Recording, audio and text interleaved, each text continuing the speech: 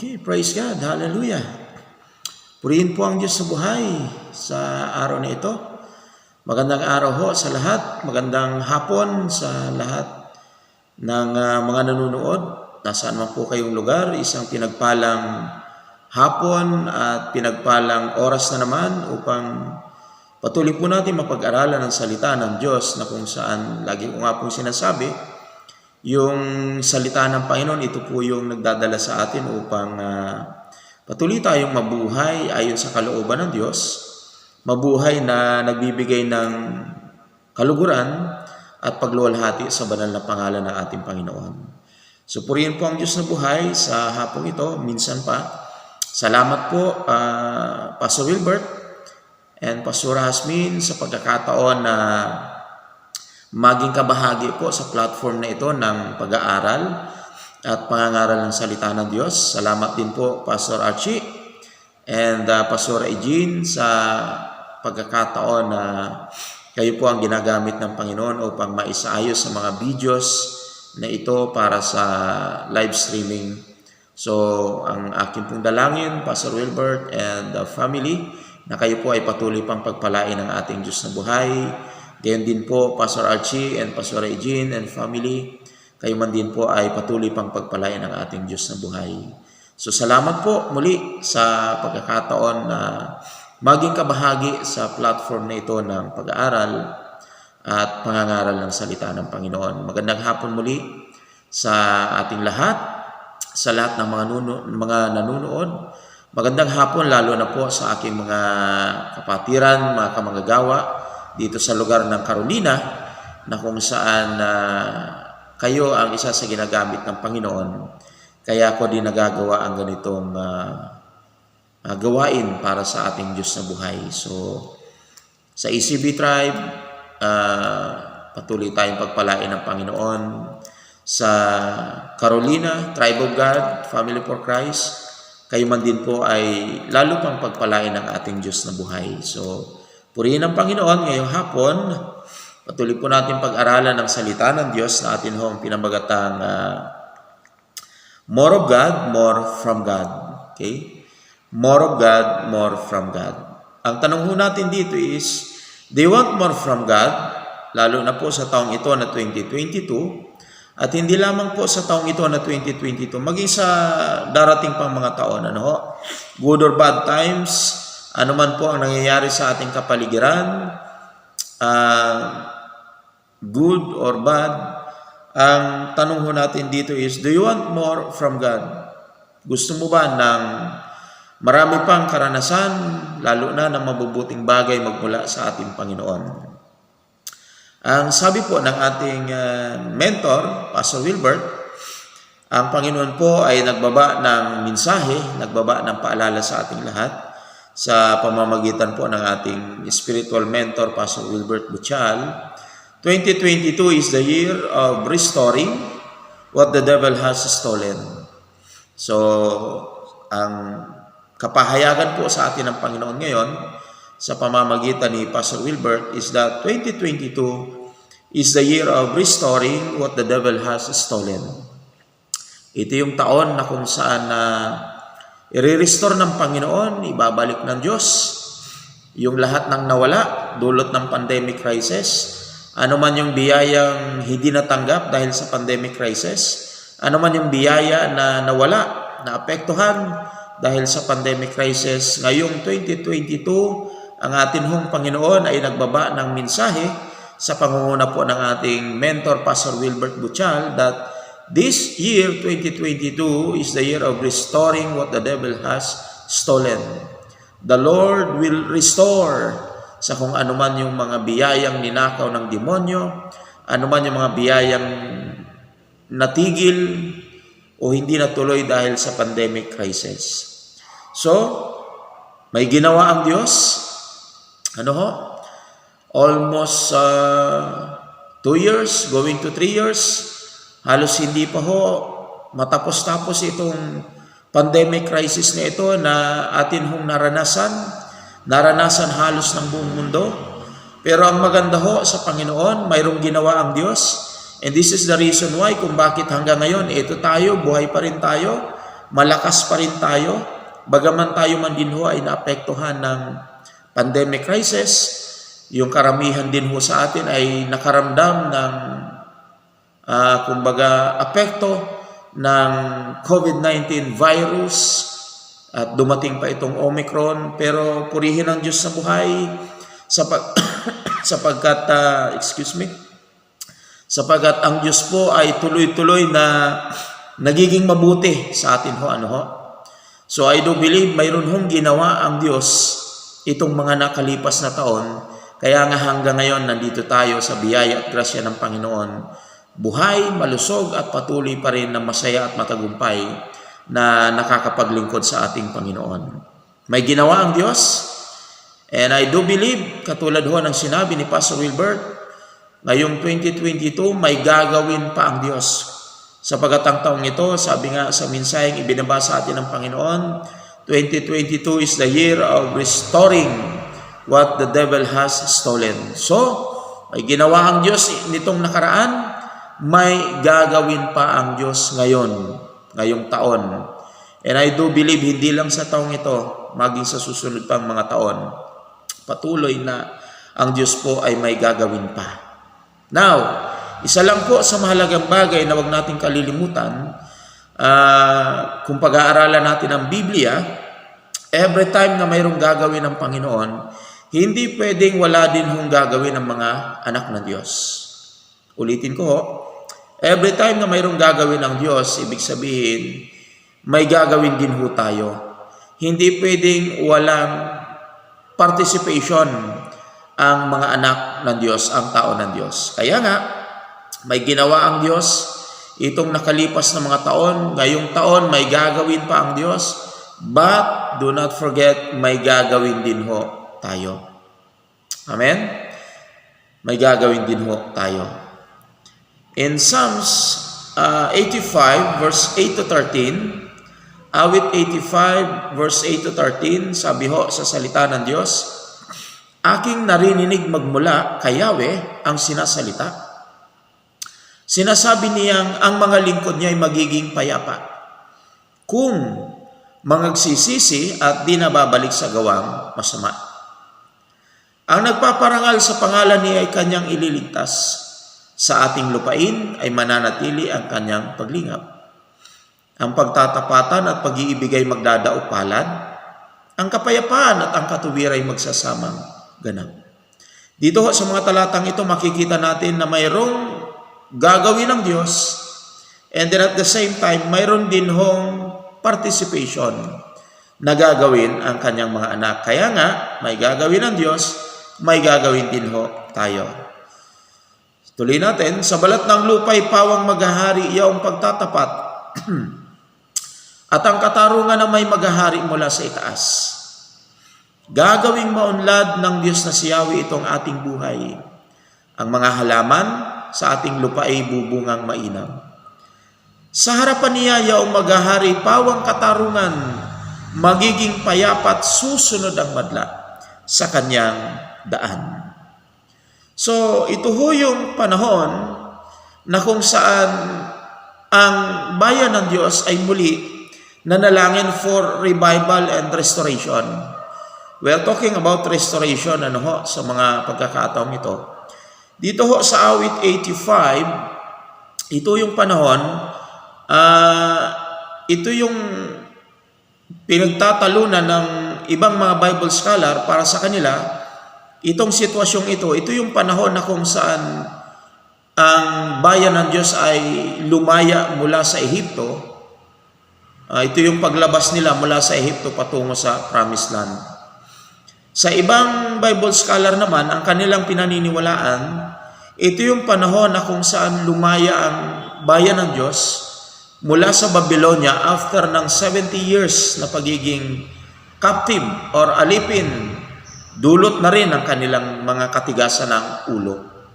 Now, ako po ay mas naniniwala na itong istoryang ito dito sa awit 85 ay ito yung sitwasyon na kung saan lumaya na sila sa Babylonia after ng 70 years na pagiging alipin. After 70 years, ay naranasan nila ang makalaya mula sa hari ng Babylonia, sapagkat natalo na yung hari ng Babylonia. So lumaya na sila ngayon. And sa kanilang paglaya, kanilang nasabi na mabuti ang Diyos, dakila ang Panginoon, at natuwa sila sapagkat sa pakiramdam nila, kinalimutan na ng Panginoon yung kanilang mga nagawang kasalanan, nagawang pagsuway, yung katigasan ng kanilang mga ulo. So, natuwa sila at nasabi nilang mabuti ang Panginoon. Kaya lang dumating muli sa punto, sa isang pagkakataon na kung saan nakaranas muli sila ng crisis, na halos wala nang maayos na ani, walang maayos na produkto, walang maayos na bunga yung kanilang mga pananim. At muli naisip nila, mukhang hindi pa tayo pinatatawad ng Diyos. Mukhang hindi pa kinakalimutan ng Panginoon yung ating mga nagawang kasalanan. At tila baga mukhang hanggang ngayon ay pinarurusahan pa rin tayo ng Panginoon. So dahil sa ganong kaisipan at pakiramdam, sila ay lumapit muli sa Panginoon at nanalangin, humingi sila ng revival and restoration sa sitwasyon na muli hindi magandang sitwasyon na kanilang nararanasan. Now, ito yung tugon sa pamamagitan ng salita, kapahayagan mula sa Panginoon. Ito yung tugon sa kanilang panalangin. Sabi dito, aking naririnig magmula kay Yahweh ang sinasalita. Sinasabi niya ang mga lingkod niya ay magiging payapa. So, after ng kanilang prayer for revival and restoration, ito yung tugon sa kanila ng Panginoon. May gagawin ng Diyos. May gagawin ng Panginoon. Ano ngayon yung gagawin ng Diyos? Sabi dito, sinasabi niya ang mga lingkod niya ay magiging payapa. Mayroon hong gagawin ng Panginoon.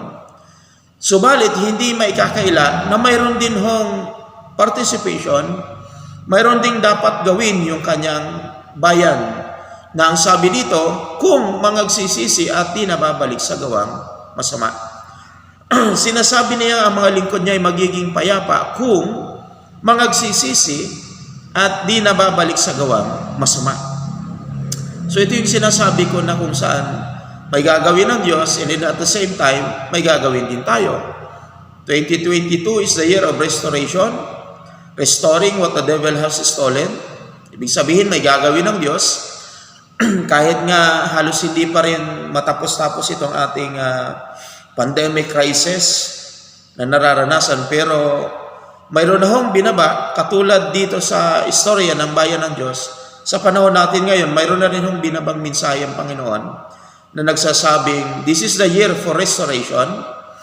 This is the year na kung saan lahat ng biyayang nawala, naputol, hindi natuloy dahil sa pandemic crisis ay i-restore, ibabalik ng Panginoon. Kaya nga sa amihong pagtuturo ni Pastor Enteng ay nasabi namin na kung itong taong ito is the year of restoration, so ibig sabihin, pag nangyari ho ang restoration, magkakaroon ng restitution. Restitution, ibig sabihin, pagbabalik ng mga biyayang nawala. Hindi lang basta ninakaw ng demonyo, kundi napigilan dahil sa pandemic crisis. So, magkakaroon ng restitution. At pag nangyari ang restoration, magkakaroon din ho ng increase. So, ito yung mangyayari sa atin. The Lord will restore what the devil has stolen. So ngayon, marirestore yung mga biyayang hindi natuloy, muli matutuloy, and then pag na-restore yung mga biyayang yon, mararanasan natin kung paano mag-increase yung bawat biyaya na tinatanggap natin hanggang ngayon magmula sa Panginoon. But, huwag natin kalilimutan, para mangyari ang bagay na yon, mayroon ho tayong participation na dapat gawin.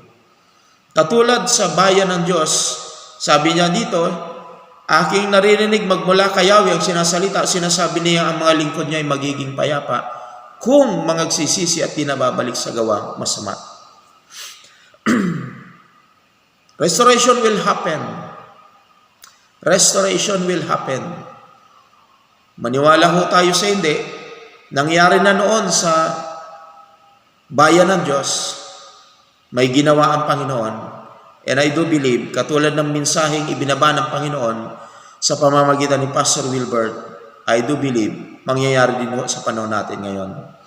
Restoration, restitution, and increase will happen unto us. Pero, mayroon po tayong participation.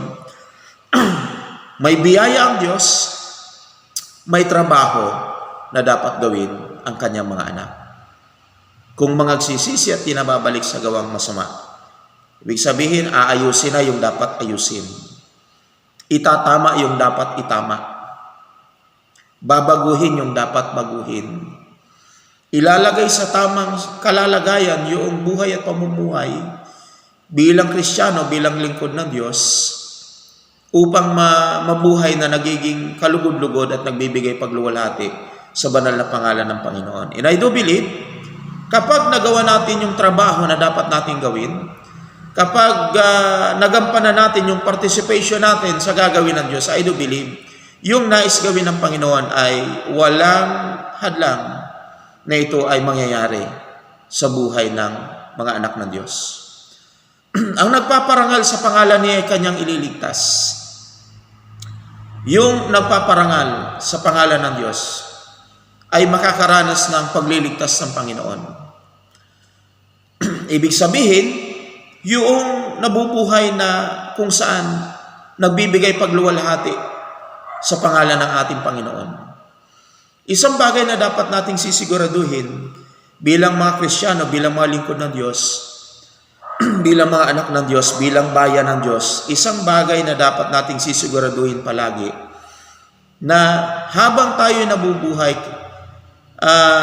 masigurado natin na naluluwalhati ang Diyos, na pararangalan ang pangalan ng Diyos sa atin hong mga buhay.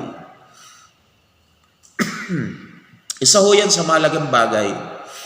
Kaya nga, hindi ko rin makakalimutan yung sinabi ni Apostol Pablo sa 2 Corinthians chapter 6 verse 3, kung hindi po ako nagkakamali, sabi niya ho doon, iniwasan kong makagawa ng anumang ipagdaramdam nino man upang hindi mapulaan ang aking paglilingkod. Pag binalikan ho natin ang karanasan ni Apostol Pablo, hindi simple, hindi ordinaryo, nagtrabaho ng labis, pero hindi nakatanggap ng tamang nararapat matanggap bilang nagtrabaho ng maayos. Naranasan niyang magutom, naranasan niya rin ang siraang puri. Kumbaga, sa kabila ng kanyang pagsusumikap, hindi pa rin maganda yung kanyang mga ibang karanasan. Subalit sa kabila ng hindi magandang mga karanasan na naranasan ni Apostol Pablo, isang bagay ang kanyang nasabi, sabi niya, iniwasan kong makagawa ng anumang ipagdaramdam nino man upang hindi mapulaan ang aking paglilingkod. Isa yun sa mahalagang parte ng ating pamumuhay sa araw-araw, good times or bad times, bilang mga Kristiyano, na anuman yung nangyayari, kailangan lagi nating masisigurado na naluluwalhati ang Diyos, nabibigyan natin ng kaluguran, nabibigyan natin ng karangalan ng pangalan ng Panginoon. Ito yung trabaho. May biyaya ang Diyos, may gagawin ng Panginoon. Mayroon siyang pagliligtas na gagawin. Una, sa kanyang bayan, ginawa niya. Pangalawa, sa panahon natin ngayon, gagawin pa rin ng Panginoon. Mayroong pagliligtas na gagawin ng Panginoon. Ito hong Psalms 85 na binabasa natin, ito ay istorya na lang, history. Kung ano yung nangyari sa bayan ng Diyos noon at kung ano yung ginawa ng Panginoon. Pero dahil sa panahon natin ngayon, muli nating nabasa, napakikinggan at napag-aaralan, I do believe na ito rin yung gagawin ng Panginoon sa atin sa panahon ngayon. Mayroong pagliligtas na gagawin ng Diyos sa kanyang mga anak, sa mga tapat na lingkod niya. mayroong biyayang gagawin ng Panginoon. Pero bago mangyari yon, ang sabi dito, yung nagpaparangal. Sino ba yung makakaranas ng pagliligtas ng Panginoon? Sino ba yung makakaranas ng restoration ng Diyos? Sino ba yung makakaranas ng restitution and increase na nagmumula sa Panginoon? Yung mga anak niya, yung mga lingkod niya, na aayusin yung buhay, itatama yung buhay, at magbibigay ng karangalan sa pangalan ng ating Panginoon. Kung magsisisi at di na babalik sa gawang masama, ang sabi po, ang plano ng Panginoon, ang sabi ng Panginoon, ang mga lingkod niya ay magiging payapa. At yung nagpaparangal sa kanyang pangalan ay kanyang ililigtas. Ang pagtatapatan at pag-iibigay magdadaupalad, ang kapayapaan at ang katuwira ay magsasamang ganap. Mayroong kaayusan na mangyayari. Sa kabila ng krisis na nagaganap sa buhay ng mga anak ng Diyos, sa pamilya ng mga anak ng Diyos, mayroong kaayusan na mangyayari. Mayroong kaayusan gagawin ang Panginoon. Kung magsisisi, aayusin, ibig sabihin yung mga dapat ayusin, itatama yung dapat itama, at sisiguraduhin na nagbibigay ng kaluwalhatian at karangalan sa pangalan ng Panginoon. Sa balat ng lupa'y pawang maghahari iyong pagtatapat, at ang katarungan naman ay maghahari mula sa itaas. Praise God. Sa balat ng lupa'y pawang maghahari iyong pagtatapat, at ang katarungan naman ay maghahari mula sa itaas. Wala nang dapat alalahanin, wala nang dapat ikabalisa, walang dapat ikatakot, sapagat mayroong intervention na gagawin ng Diyos. Magiging maayos ang lahat. Walang dapat problemahin. Sabi dito, gagawing maunlad ng Diyos na si Yahweh. Gagawing maunlad ng Diyos na si Yahweh itong ating buhay. Ang mga halaman sa ating lupa ay bubungang mainam. Wow! Kakaibang restoration ho ito. Kakaibang restoration. Ang klase ng restoration is matatawag nating prosperity na gagawin ng Panginoon. Ginawa ng Diyos sa kanyang bayan noon, gagawin din ng Diyos sa kanyang bayan ngayon sa ating buhay at mga pamilya. So hindi ho nagkamali yung ibinabang mensahe ng Panginoon sa pamamagitan ho ng ating mentor, Pastor Wilbert Butchal, that 2022 is the year of restoration, restoring what the devil has stolen. Nahirapan tayo, maraming nahirapan, marami ang na-stress, marami din ho ang nabalisa, marami din ho ang nag-alala dahil ho sa pandemic crisis na ating naranasan. Ang lahat ay nabigla sapagat hindi naman natin ito inaasahan. Ang lahat ho ay nakaramdam ng epekto ng pandemic crisis na halos sa panahon natin, sa generation natin, ngayon lang natin naranasan. But praise be to God, lahat ng hindi magandang naranasan natin, dulot ng pandemic crisis, ngayon papalitan ng Diyos ng kakaibang prosperity. Amen? Gagawing maunlad ng Diyos na si Yahweh itong ating buhay. Ang mga halaman sa ating lupa ay bubungang mainam. Wow! Praise God. Sa harapan niya, yaong maghahari pawang katarungan, magiging payapat, susunod ang madla sa kanyang daan. Isa pa sa trabaho na makikita natin dito, participation natin sa gagawing restoration ng Panginoon, ay yung the more na padadaluyan at ibabalik ng Diyos yung mga biyaya sa ating buhay, the more na dapat tayo po ay maging maingat, mapagbantay, at siguraduhin na nagiging tuloy-tuloy na tapat sa atin hong pagsunod, sa atin hong paglilingkod sa Diyos na buhay. Sabi dito, gagawing maunlad ng Diyos na si Yahweh itong ating buhay, ang mga halaman sa ating lupa ay bubungang mainam. Sa harapan niya yung maghahari, pawang katarungan. Wala ka nang aalalahanin, walang abusado rito. Wala na hong abusado, wala nang mapaglamang. Wala kang aalalahanin ng mga manluloko, mandaraya at mapaglamang dito. Wala kang aalalahaning pasaway at mapaglamang sa panahong ito. Sapagkat sabi dito sa harapan niya yung maghahari, pawang katarungan. Magiging payapa at susunod ang madla sa kanyang daan. Susunod. Magiging maayos ang lahat.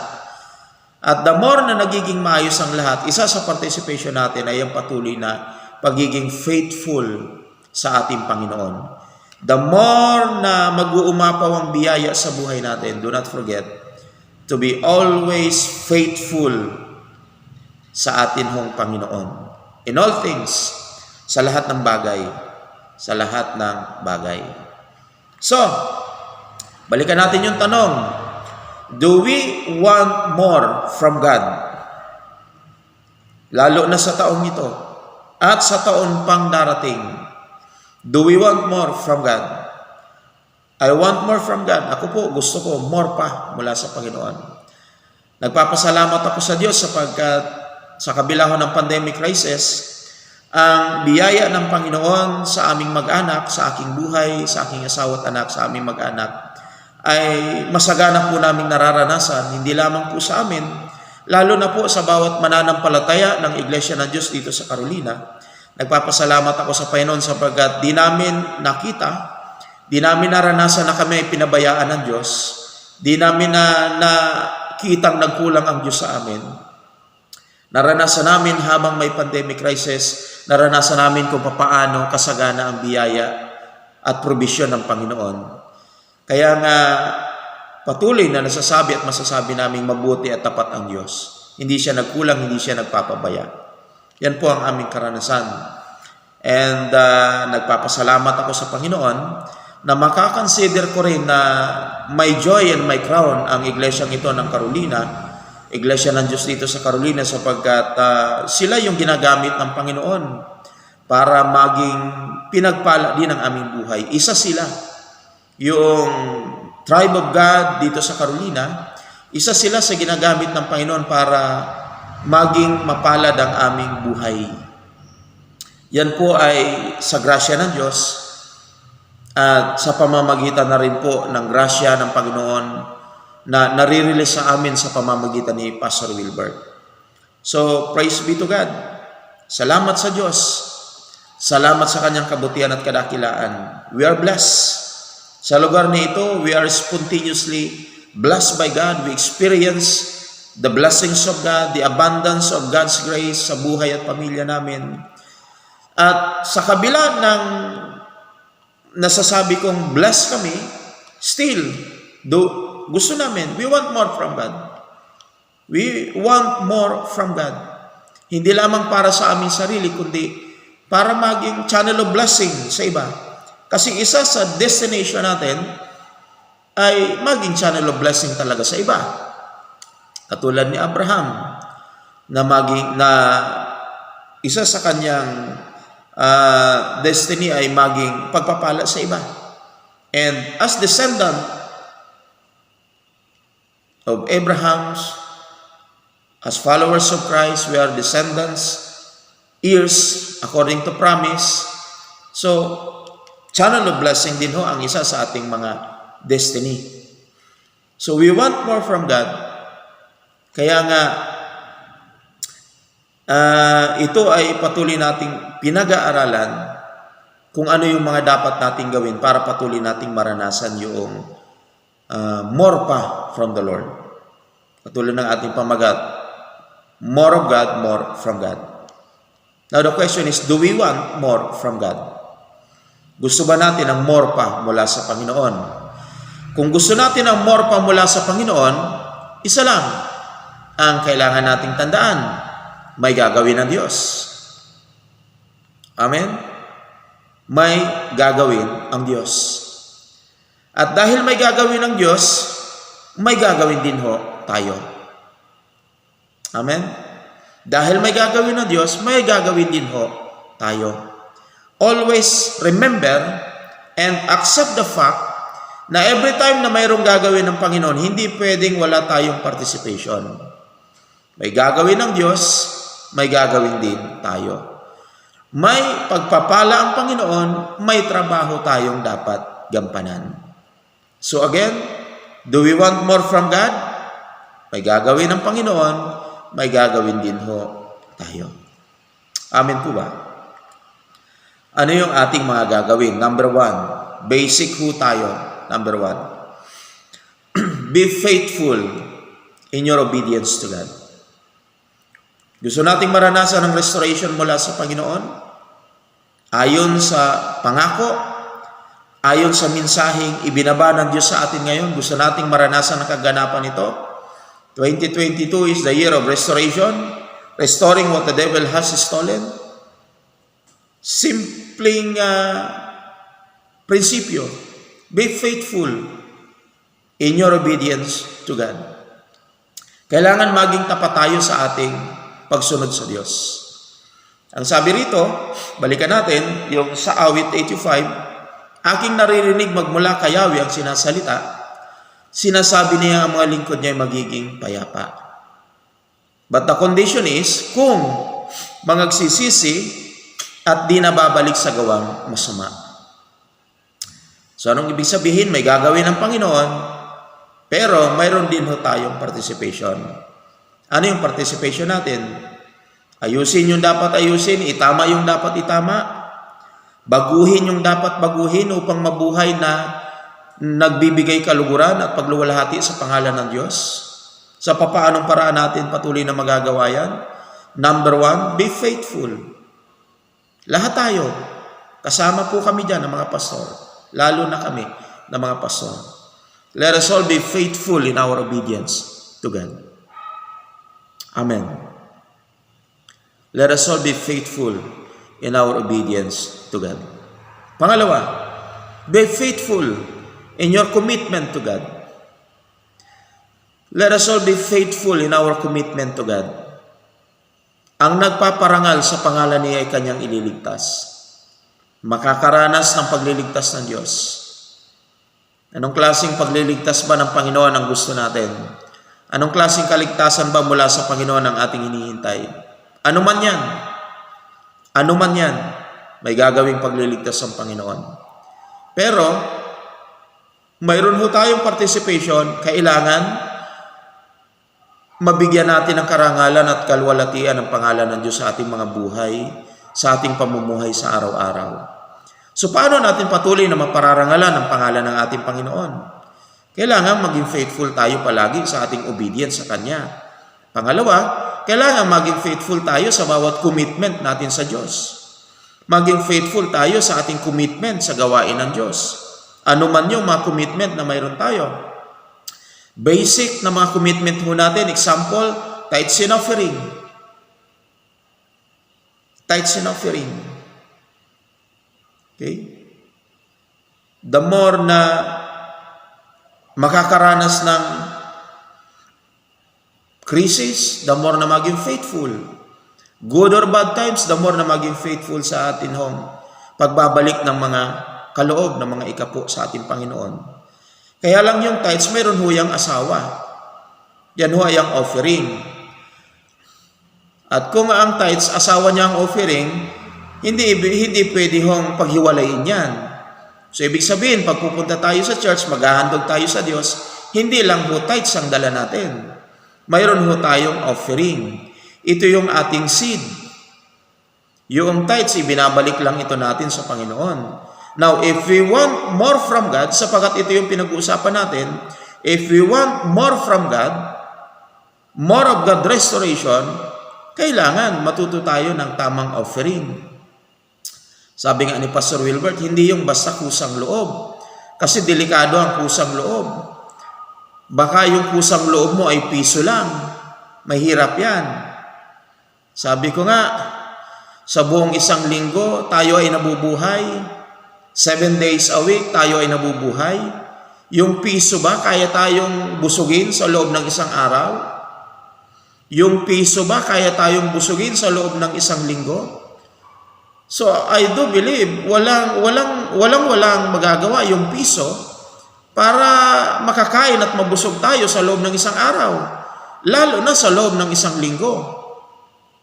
Pero ang maganda rito, dumadaan ho ang mga araw, lumilipas ang isang araw, hanggang lumilipas ang isang linggo, buhay pa rin ho tayo at mayroong tayong kinakain. Ibig sabihin, hindi ho kailanman nagkulang ang biyaya ng Diyos, at ibig sabihin, hindi lang ho piso ang tinanggap natin mula sa Panginoon.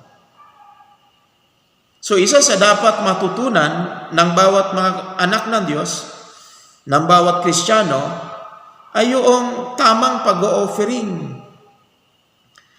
tamang pagbabalik ng kaloob at handog sa Diyos, na kung saan ito yung pinag-aaralan natin, itinuturo sa atin ngayon ni Pastor Wilbert. Ano ho? Ano yung mga commitment natin? Tithes and offering. Every time na darating ho ang blessing sa atin, always remember and do not forget, hindi lang ho tithes ang dapat nating ibalik sa Diyos. May asawang offering ho yan.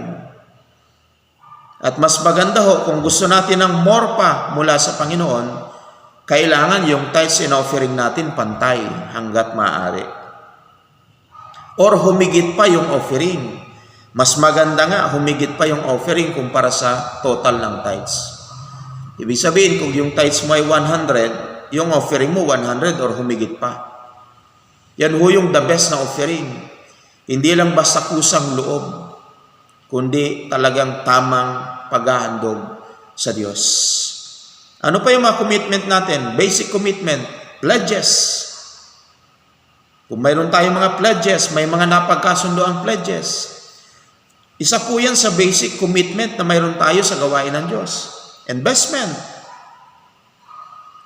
Yung iba nating pagbibigay na ginagawa.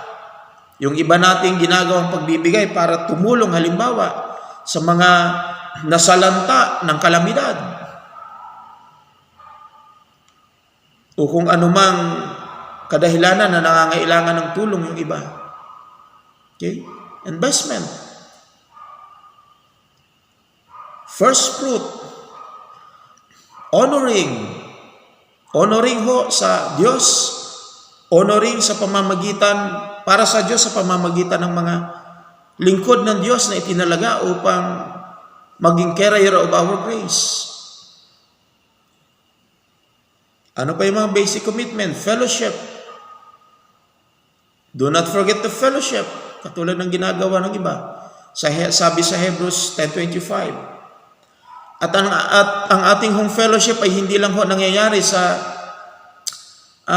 loob ng simbahan. Sa panahon natin ngayon na yung ibang simbahan ay wala pang face-to-face, nasaan yung fellowship natin? Nasa live streaming. So commitment na mayroon tayo para sa gawain ng Diyos, be faithful sa live streaming. Mayroon tayong family altar, mayroon tayong first hour of the day. Mayroon tayong ministry kung saan tayo nilagay ng Panginoon. So ano man yung commitment na mayroon tayo para sa Diyos, para sa gawain ng Diyos, lalo na sa carrier of our grace, yung atin hong mga pastor,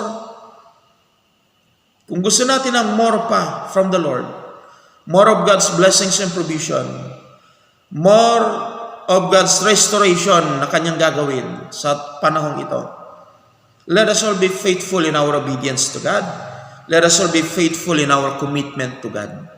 Basic lang po itong ating pinag-aaralan.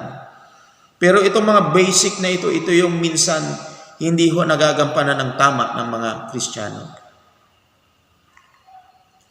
Ang pagtatapatan at pag-iibigay magdadao palad, ang kapayapaan at ang katuwiran ay magsasamang ganap. Sa balat ng lupa'y pawang maghahari, iyaong pagtatapat. At ang katarungan na may maghahari mula sa itaas. Gagawing maunlad ng Diyos na si Yahweh itong ating buhay, ang mga halaman sa ating lupa ay bubungang mainam. To make it summarize, isa lang po masasabi natin dito, wala ka nang hahanapin pa.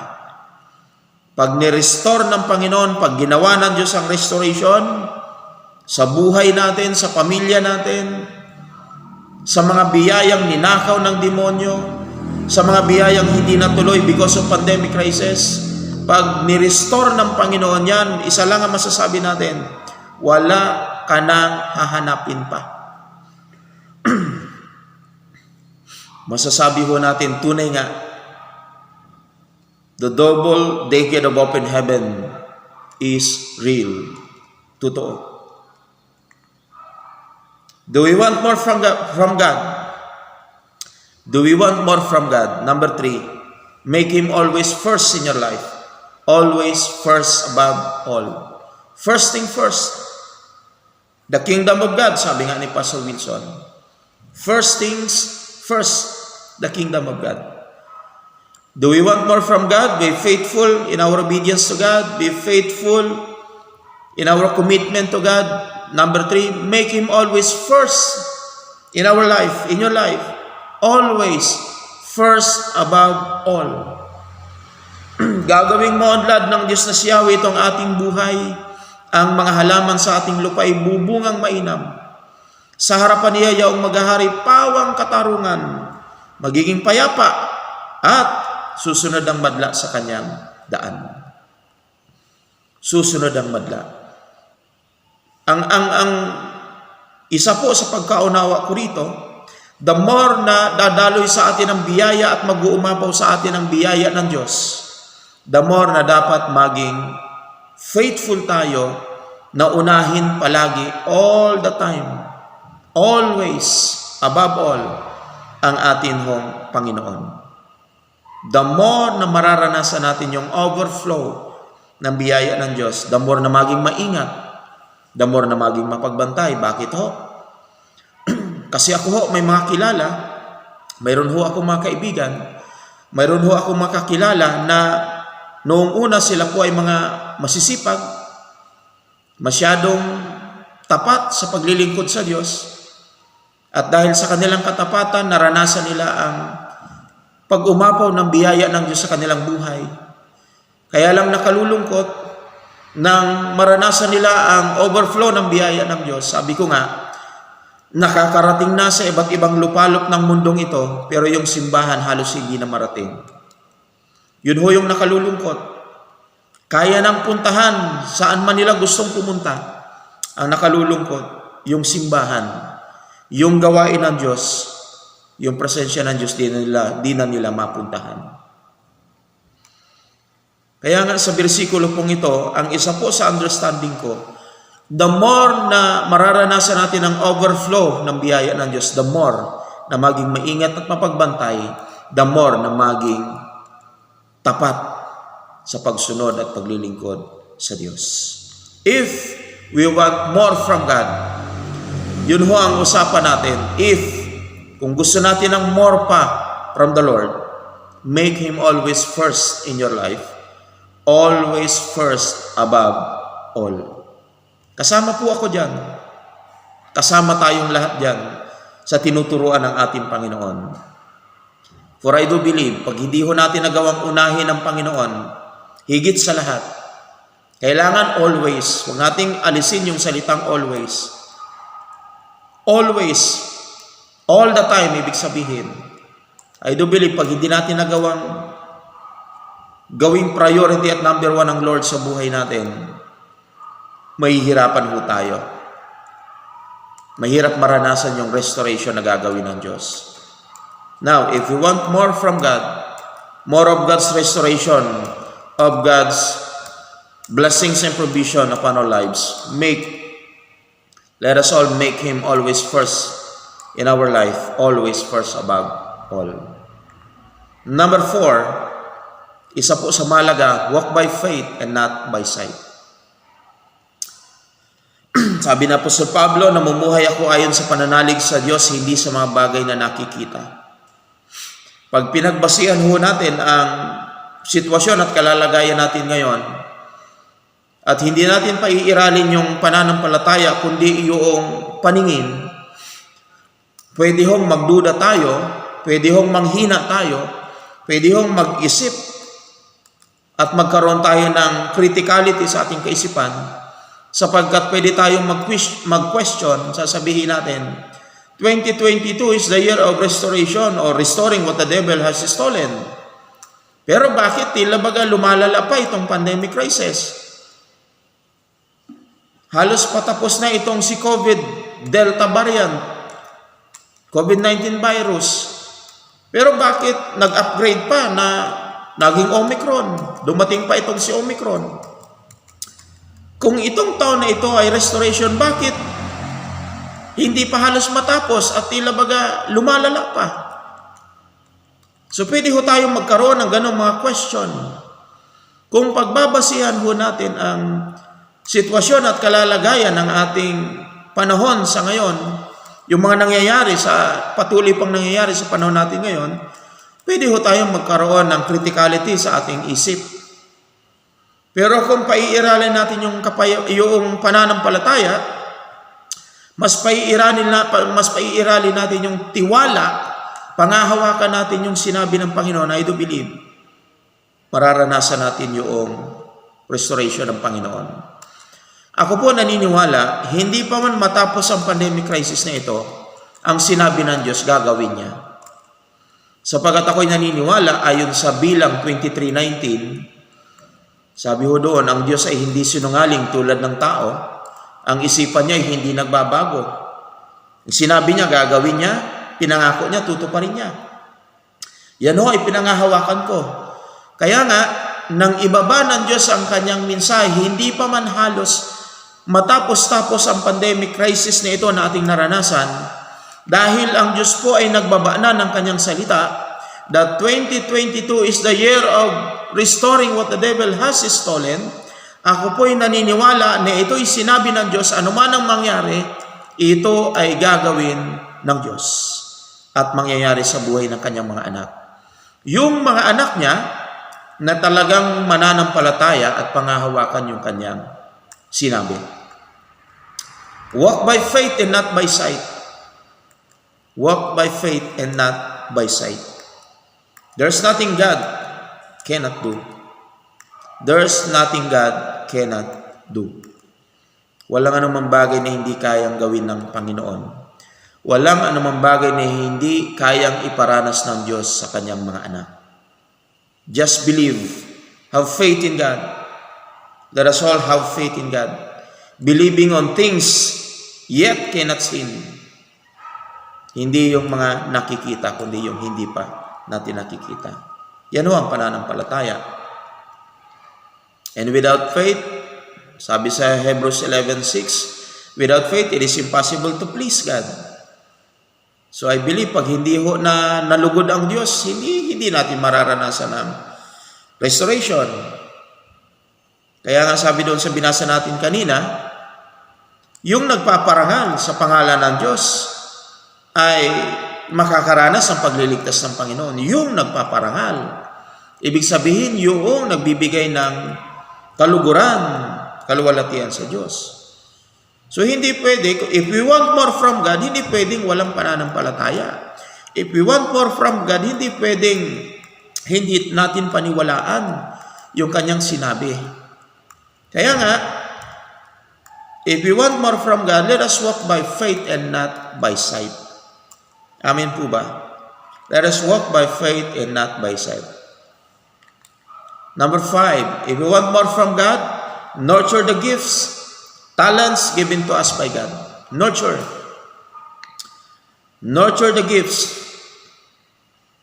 Sabi nga po ni Pastor Wilbert, monetize your talents, your skills, abilities. Monetize. From the word monetize, pagkakitaan mo yan. Gawin mong pera. Ibig sabihin, may biyaya ang Diyos, may gagawin ng Diyos, hindi pwedeng wala tayong gagawin. Kung may gagawin ng Diyos, mayroon tayong participation. May gagawin din ho tayo. We must nurture the gifts. Every gifts. Ano man yung kakayanan. Ano man yung kakayanan. Mga kaloob na tinanggap natin mula sa Diyos, pagyamanin ho natin. Pagyamanin ho natin. Do we want more from God? Isa pa po sa mahalaga. If we want more from God, number 6, establish a strong connection to the carrier of your grace, which is your pastor. Establish a strong connection to the carrier of your grace, which is your pastor. Sabi po ni Pastor Wilbert, connect for a reason and not for a season. We must connect to our carrier of grace for a reason, not for a season. Maraming Kristiyano, maalaala lang ang kanilang pastor. Paggipit, pag may kailangan, pag may problema, paghihingi ng panalangin, paghihingi ng counsel, which is mahalaga naman yun. Counsel, prayers, mahalaga po. Pero ang hindi lang ho maganda, kung kailan lang may problema, saka lang ho naaalala ang lingkod ng Diyos. Mas maganda ho, good times or bad times, naaalala ho natin ang ating carrier of grace, which is our pastor. Connect for a reason, not for a season, sabi ni Pastor Wilbert. Connect. And when we talk about connection, we are talking about submission. Sino ba yung handang mag-connect? Sino ba yung mayroon tamang connection? Sino ba yung lumalakad sa tamang connection sa kanilang pastor? Ito yung mga miyembro, mga leader, mga Kristiyano na mayroong submission sa kanilang pastor. When we talk about connection, connect for a reason, not for a season. When we talk about connection, we talk about submission. And submission requires obedience. Sino yung nagpapasakop talaga sa pastor, sa lingkod ng Diyos? Yung mga sumusunod. Connection requires submission. Submission requires obedience. And obedience, it requires sacrifices. Sabi nga ho natin, may gagawin ng Diyos, may gagawin din tayo. At sa ating mga gagawin, hindi lahat madali. May mga panahon, may mga sitwasyon na hindi ho madali. Not all the time, madali ho ang ating kailangan gawin para sa Panginoon. May mga panahon na hindi ho madali, sabihin na natin mahirap. So it requires sacrifices. At the more na nangangailangan ng sakripisyo, sacrifices requires trust or belief. Naniniwala ba kayo? Nagtitiwala ba kayo sa inyong pastor? Naniniwala ba kayo? Nagtitiwala ba kayo sa sinasabi ng inyong pastor? Naniniwala at nagtitiwala ba kayo na ang inyong pastor is the carrier of your grace? Ulitin natin, submission requires obedience. Connection requires submission. Submission requires obedience. And obedience, it requires sacrifices. Trust or belief. And it requires willingness. Availability, commitment. Pag nagawa ko natin yan, it equals to right connection. Marami lang ang nagsasabing konektado sila sa kanilang pastor. Mahal nila ang kanilang pastor. May mga nagsasabing mahal nila ang kanilang pastor. Pero when it comes to submission, hindi makasubmit ng totally. When it comes to obedience, kulang sa availability, kulang sa commitment, kulang sa willingness. Lalo pag pinag-usapan na ang mga sacrifices na dapat gawin, sacrifices na dapat pagdaanan.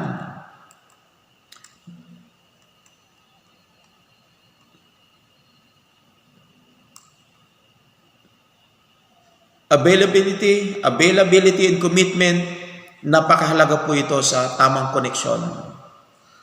Okay? So if we want more from God, establish a strong connection to the carrier of your grace, which is your pastor. Sabi ko nga po, sa iba, itong establish ay mayroon ng ED sapagat nagawa na nila. Subalit doon sa iba na hindi pa nagagawa, wala pang ED ito. Establish pa lang talaga.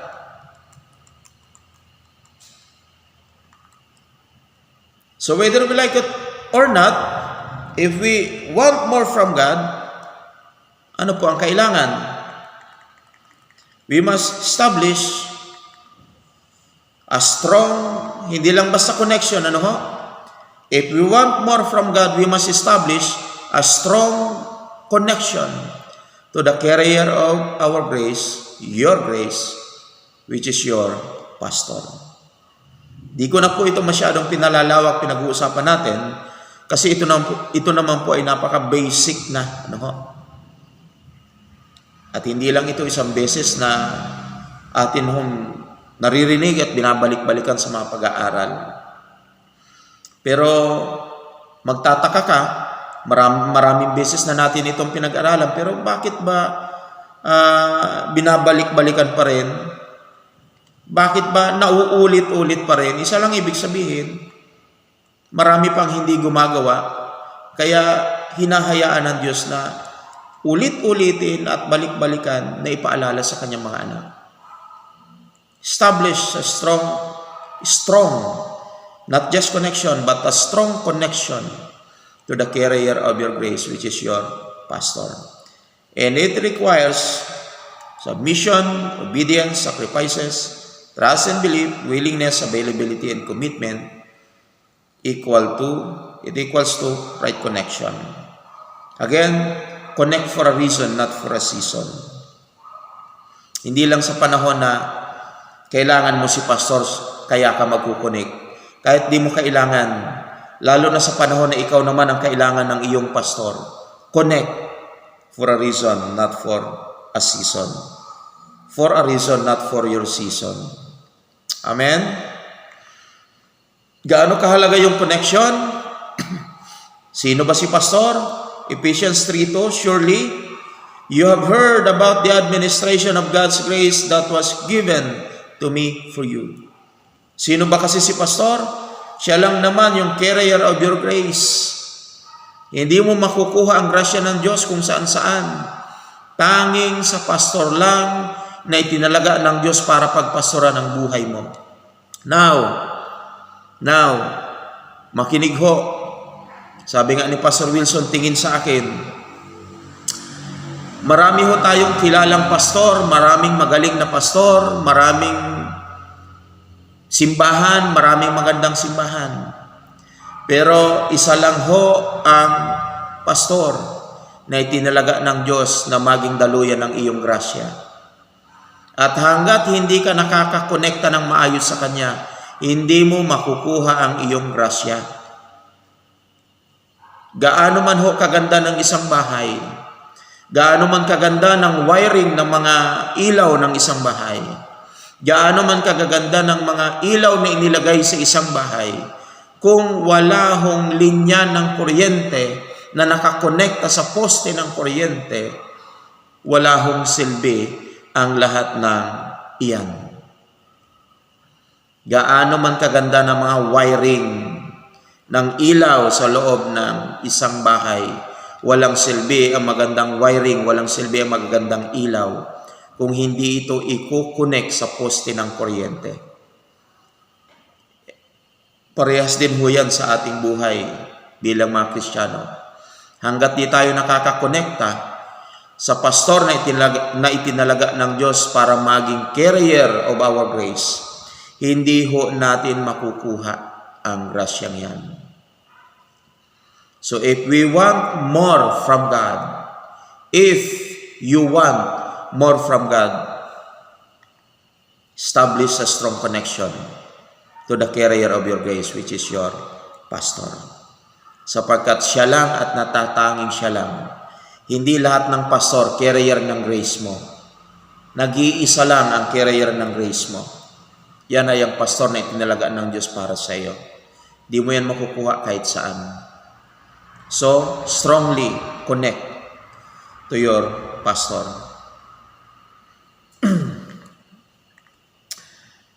Mga kapatid, 2022 is the year of restoration.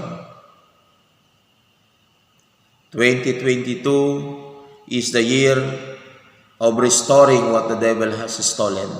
Ibinaba na po ng Panginoon ang kanyang mensahe na dapat nating panghawakan tayuan, panindigan, paniwalaan. 2022 is the year of restoration. Pag ginawa ng Diyos yan, there will be a restitution of every blessing. Pag ginawa ng Diyos yan, there will be an increase of every blessings and provision na ating matatanggap. May gagawin ng Diyos. Maliwanag po ba? Maliwanag po ba? May gagawin ng Diyos. At kung may gagawin ng Diyos, huwag nating kalimutan, may gagawin din ho tayo. Amen? 2022 is the year of restoration, restitution, the year of increase. May gagawin ng Diyos. May gagawin din tayo. May biyaya ang Diyos. May trabaho tayo. Amen? Supurihin po ang Diyos na buhay ngayong hapon sa isang pinagpalang pagkakataon na Kanyang ibinigay ho sa atin upang muli mapag-aralan ang salita ng Panginoon na dadalhin tayo sa isang pinagpalang buhay. Salamat sa Diyos, salamat po sa lahat. Salamat po, Pastor Wilbert, once again, Pastor Rasmin, sa pagiging kabahagi ng platform na ito. Salamat din, Pastor Archie and Pastor Regine, sa pagsasaayos ng mga videos for live streaming. Ang biyaya at grasya ng Diyos ay patuloy pa pong dumaloy sa inyong mga buhay at pamilya. Tayo po'y manalangin. Hallelujah. Dakilang Diyos na buhay at makapangyarihan sa lahat, kami po minsan pa sa hapong ito ay nagpapasalamat sa iyo sa iyong hindi nagkukulang na biyaya, hindi nagkukulang na salita, hindi nagkukulang na paalala, hindi nagkukulang na katuruan sa aming po mga buhay upang kami ay patuloy na mabuhay na nagbibigay karangalan at pagluluwalhati sa iyong pangalan. Ama, lagi po namin napatutunayan, katulad ng iyong sinabi sa iyong salita, Panginoon, di mo nga kami pinababayaan, di mo nga kami iniiwanan. Ikaw ay laging mabuti. Ikaw ay tapat sa iyong mga salita. Ikaw ay tapat sa iyong mga pangako. Ikaw ay tapat sa iyong sinabi, Panginoon. Nagpapasalamat kami, Ama, muli sa hapong ito, sa mga salita mo na tinuturuan at dinadala kami, ginagabayan kami kung paano mabuhay na nagbibigay pagluwalhati at kaluguran sa iyong pangalan. Pagpalain mo po, Ama, ng iyong masaganang pabor ng grasya, ng iyong biyaya at probisyon magmula sa bukas na kalangitan, ang bawat buhay at sambahayan ng iyong mga anak, buhay at pamilya, lalo na po ng iyong mga lingkod na itinalaga sa bawat iglesia, sa bawat lugar kung saan naglagay ka ng iyong iglesia, Panginoon. Pagpalain po ang buhay ng aming mentor, Pastor Wilbert, at ang buong ECB Tribe, Panginoon. Ama, salamat po ng marami. Patuloy at patuloy na maluwalhati ka po sa aming mga buhay. Patuloy at patuloy na maluwalhati ka sa aming ginagawang paglilingkod, Panginoon. Salamat po, Ama. More pa ng paglagong espiritual sa buhay ng iyong mga anak. In every churches, in every congregation, more pa, Panginoon, ang pag-level up at pagsorhay ng iyong mga anak, hindi lamang sa paglilingkod sa iyo, kundi maging sa karanasan mula sa iyong masaganang biyaya at probisyon, magmula sa double decade of an open heaven. Thank you, God, sa hapong ito. Purihin ka, sambahin ka, dakilain ka, sa pangalan ni Jesus. Hallelujah. Amen, amen, and amen. Salamat po. Pagpalain tayong lahat ng ating Diyos na buhay.